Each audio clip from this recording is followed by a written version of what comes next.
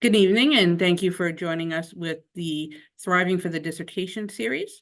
My name is Faith Ann Butcher. I am a PhD student at Eastern University who is partnering with us on this series. Tonight, we have Boost Your Capacity, Smart Organization for Dissertation Writing by Dr. Lynette Bryan. So Dr. Lynette Bryan obtained her PhD in 2022 in organizational leadership from Eastern, and her research centered around inner spiritual being of the leader as a catalyst for responding to the complex challenges within our schools and community. As I say, as you go for your dissertation, the titles get longer. She was the co-recipient of the Dissertation of the Year Award for 2022 from Eastern, and she currently serves as the Dedoose and Qualitative Data Analysis Specialist for the university, and her passion is to uplift and encourage doctoral students on their dissertation journey. I first met Dr. Bryan at the first day of our first residency, on the first day of my cohort, and she talked about not being a linear thinker and needing ways to be able to get organized. And if you, the first time you walk in for your PhD program, you realize you know nothing, and that you want any tool that is out there. And Dr. Bryan has been gracious enough to, on multiple occasions, do talks about her organizational system. And I have found it enriching every time we go through this. And so I hope that you learn as much as I have learned through this process, and I will welcome Dr. Bryan. Thank you. I appreciate that. And I am not a linear thinker, so that's why smart organization for me was essential to get my dissertation completed. My goal in the presentation is to share tips and hints that may help you move efficiently through your dissertation. While every person's journey is a little bit different, my hope is that something from my experiences, even if it's just one thing, may help you through your journey when you hit the rough seas of the dissertation writing. Some of the strategies will be mechanical, related to physically organizing your time and space, while others will be more academic, organizing your thoughts and your writing. Of everything tonight, this is the most important slide. You cannot move forward until you create that lane for yourself. It has to be dedicated. Put time on your calendar so you physically have to move it. It's a conscious decision each day, and make it consistent. At least an hour each day or every other day. Gaps will only widen and make it more difficult to get back into your dissertation work. Know each day where you're going to start and what you want to get done. For me, this meant creating my next day's goal before I stopped. Sometimes I even stopped in the middle of a sentence or a paragraph because it meant I knew exactly where to start the next day. Life events do happen. They happen to me. I understand. The longer you stay away, the harder it is to get back into the groove of your dissertation. I guarantee that there will always be many reasons to not have the time or space to work on the dissertation. Consider this. God has put you in this place at this very time with a very clear goal to get this dissertation done so you can move on to work that he has for you to do. That time and space is the first step to getting to that place. Now into the technology space. It is so important to create a single digital space to avoid wasting time wondering, where did I put that? I highly recommend cloud storage. Not a thumb drive, not a hard drive, nothing that can crash and burn. Have one space that's easy to access from anywhere. Set up your folders before you begin. I actually went back to my notes, my dissertation folder, and pulled out the list of folders that I personally used.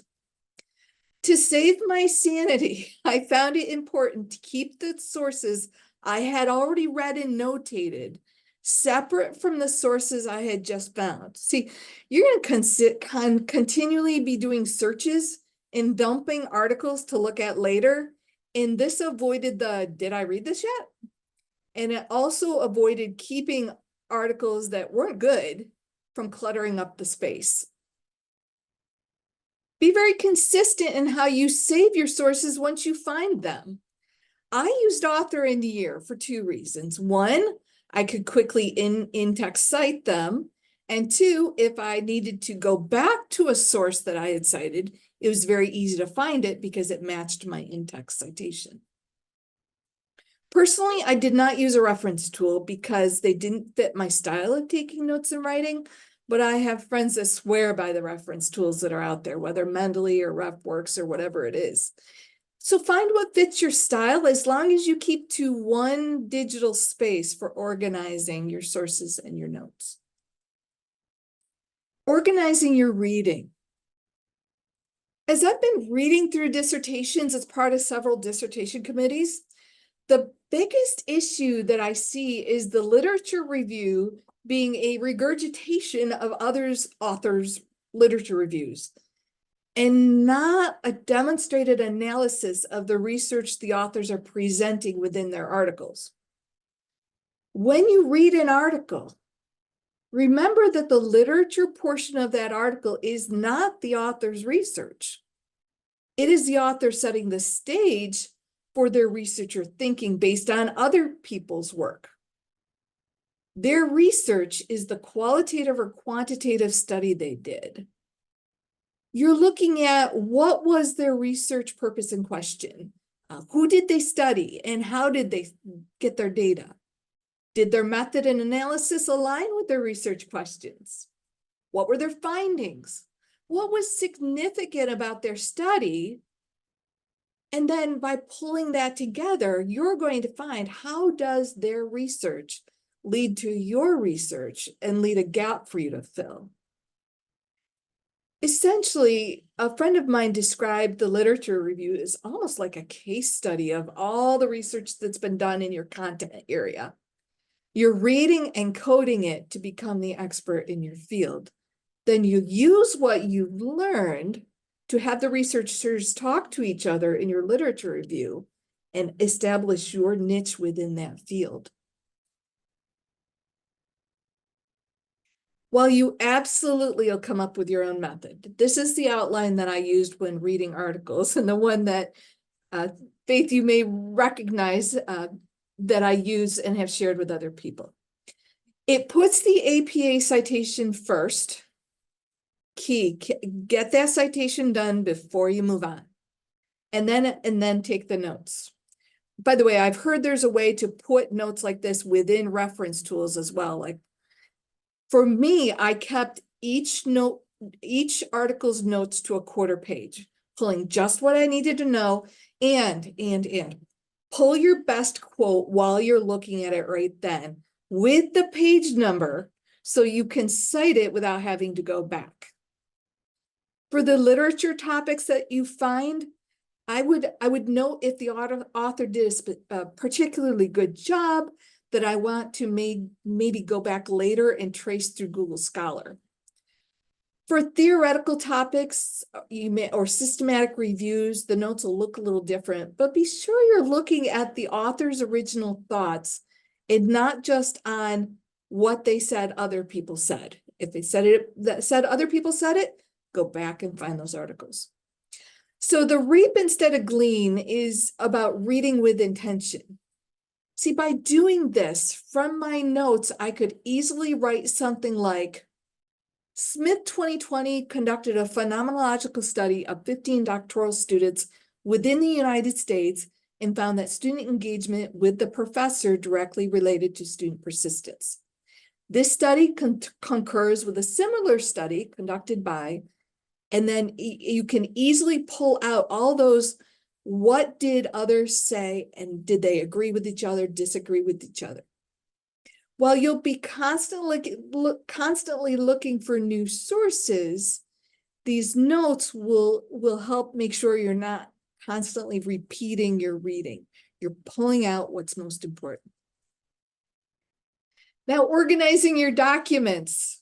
Never, and I mean never ever, throw something away that you wrote, and you can read that in the red.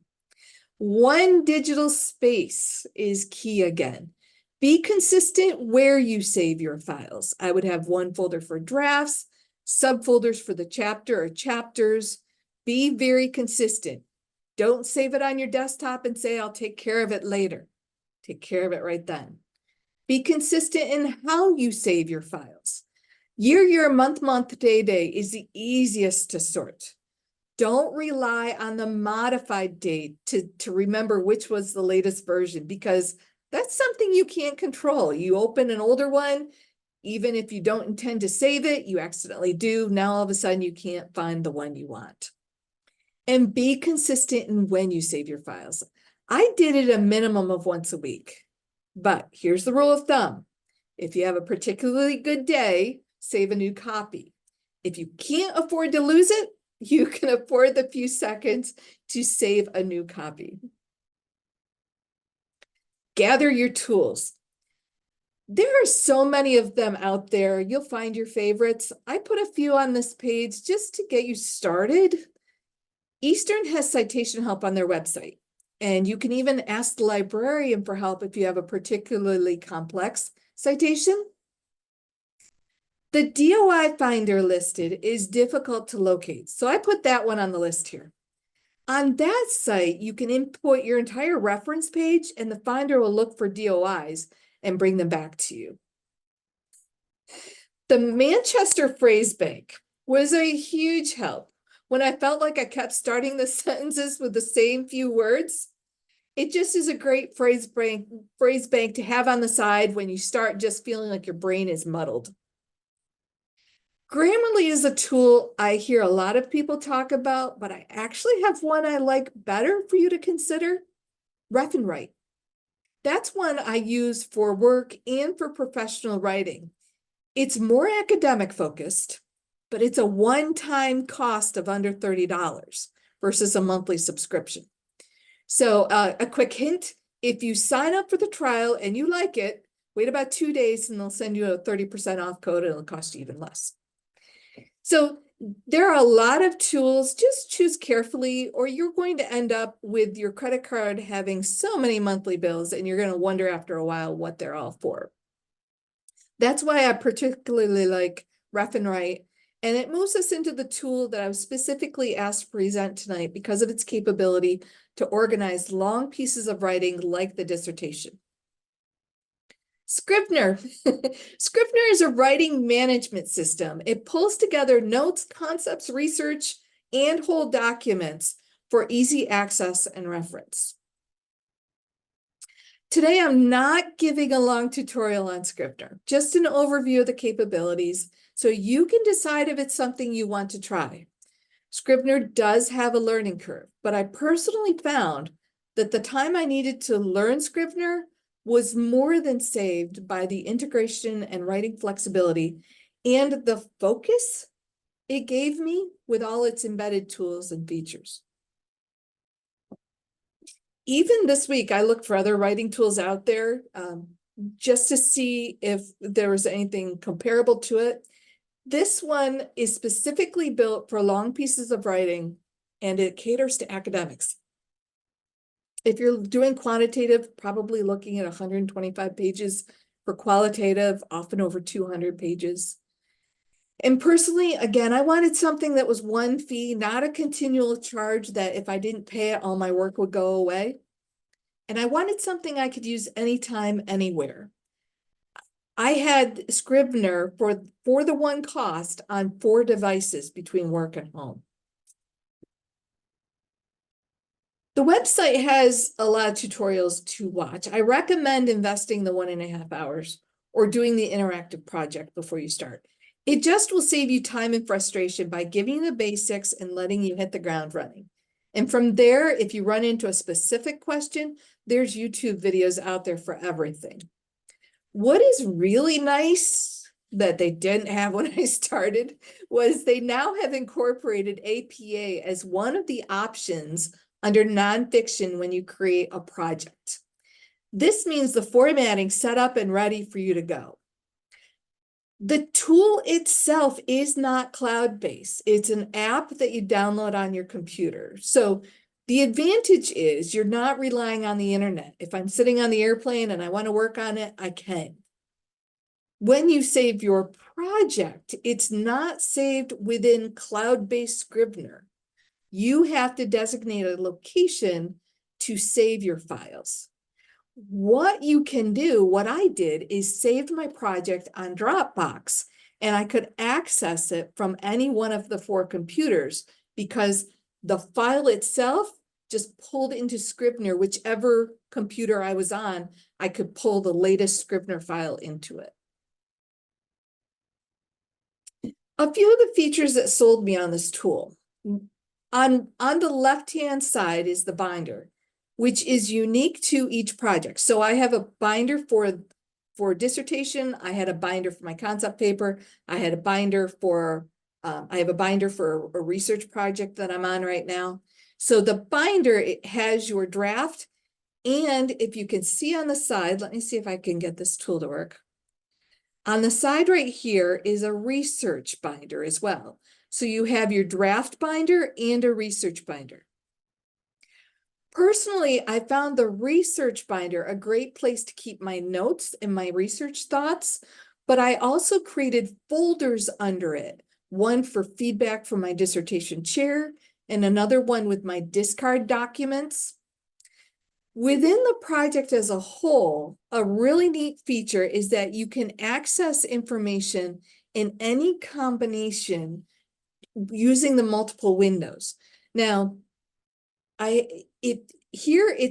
there's screen, this is one document, here's a second document under it. I have notes in front of it, but there are 2 documents here, one above each other. You can also put them side to side, which is what I sometimes prefer.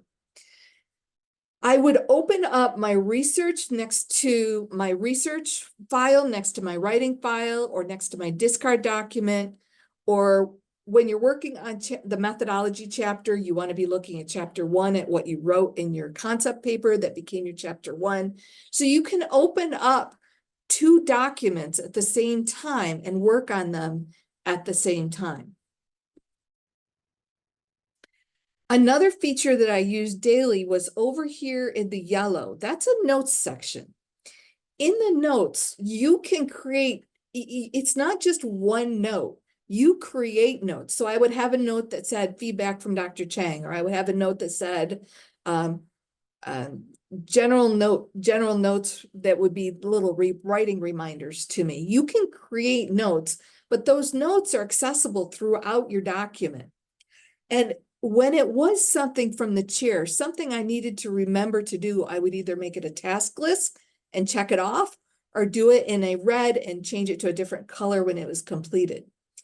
The advantage to this for me over Word was that it's not embedded in your document, it's to the side, and when you print, those notes don't come out on your document, which means you don't lose them when you switch to the next version of your document.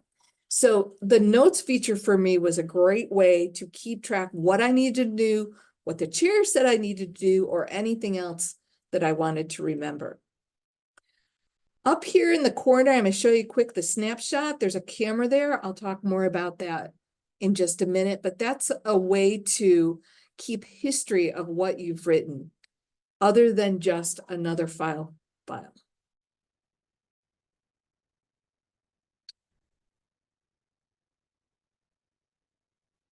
Building your dissertation.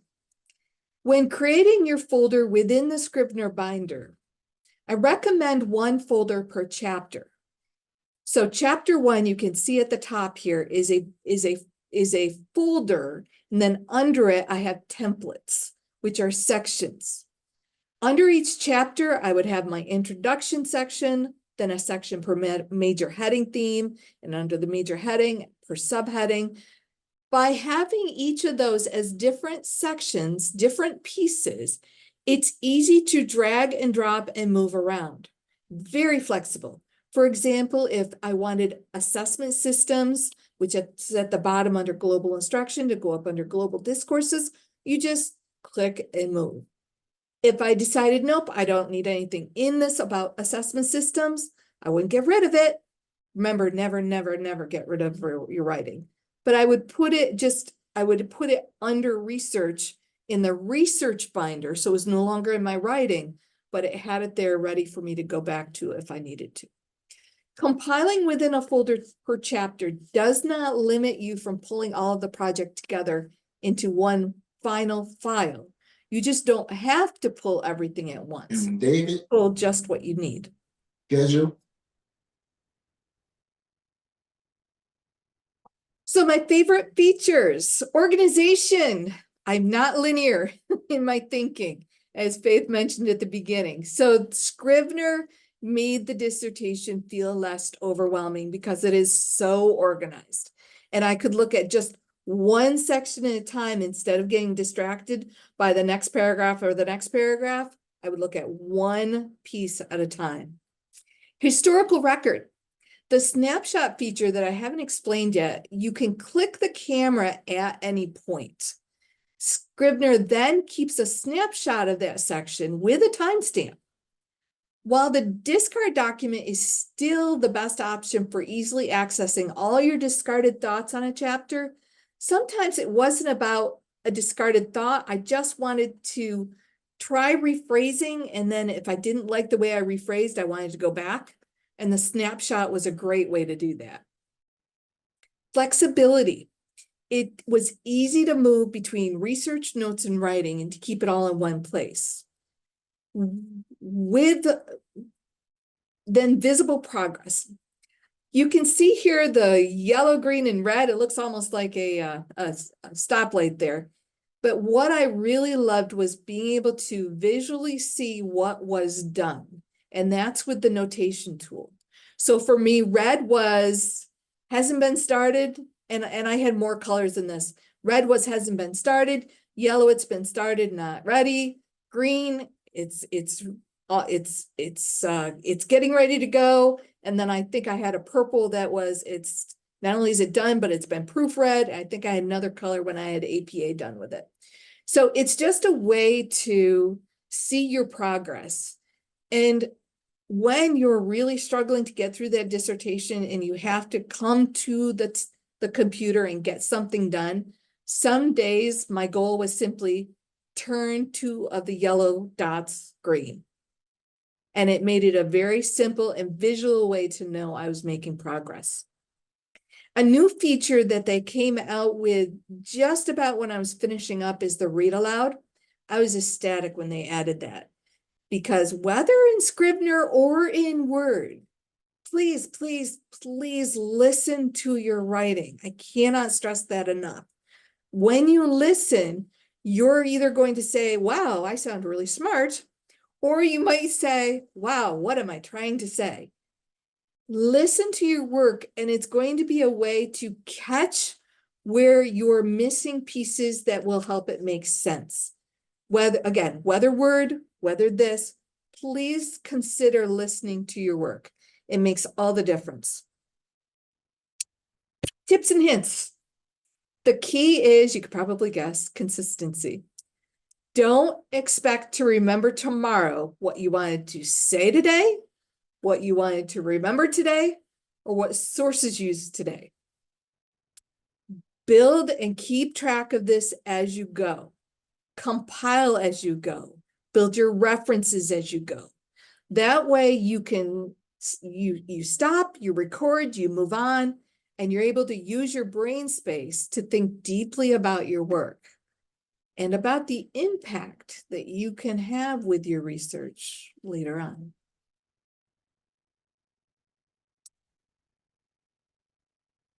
Any questions that I can answer?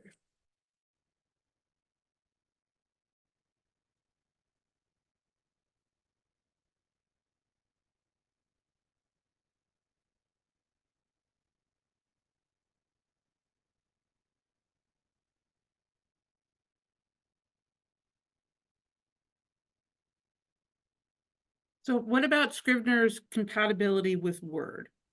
Like how, like, is it onto Great a Word, question. you know, is it onto a world of itself? How do we, you know, get it so that we can get it to our professors?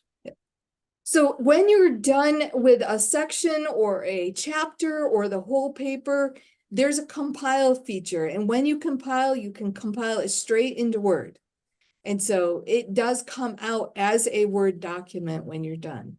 It has a feature to create your table of contents within it. So it is absolutely compatible with Word.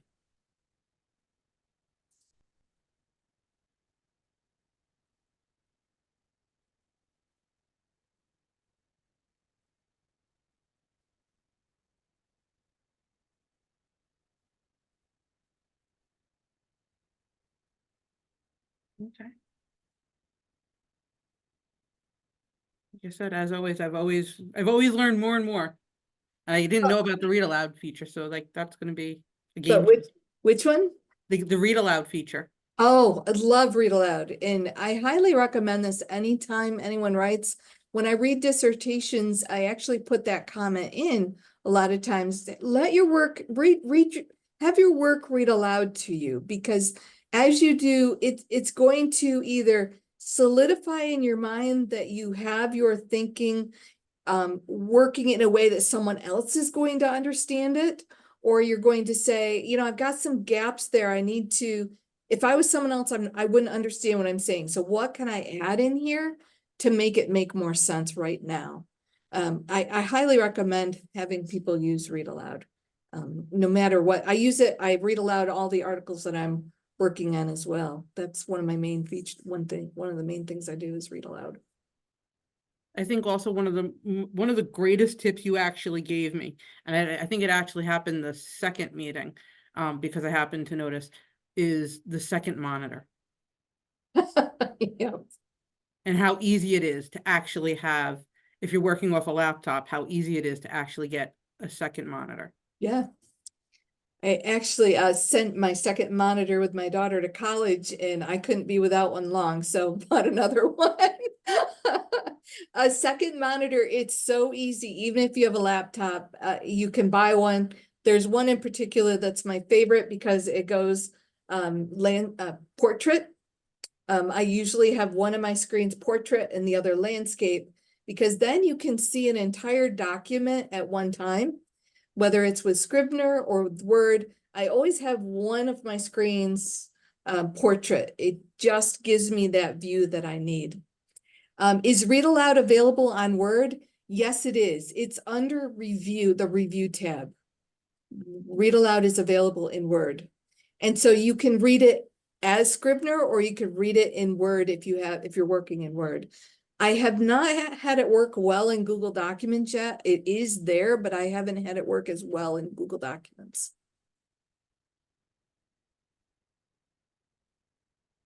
Anything else?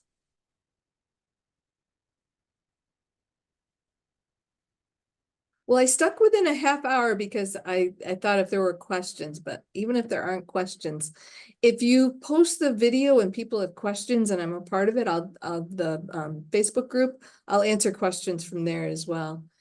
I know with your heart, you will answer questions whenever we come to you with them, which is one of the reasons I appreciate you so much. Oh, thank you. Anytime.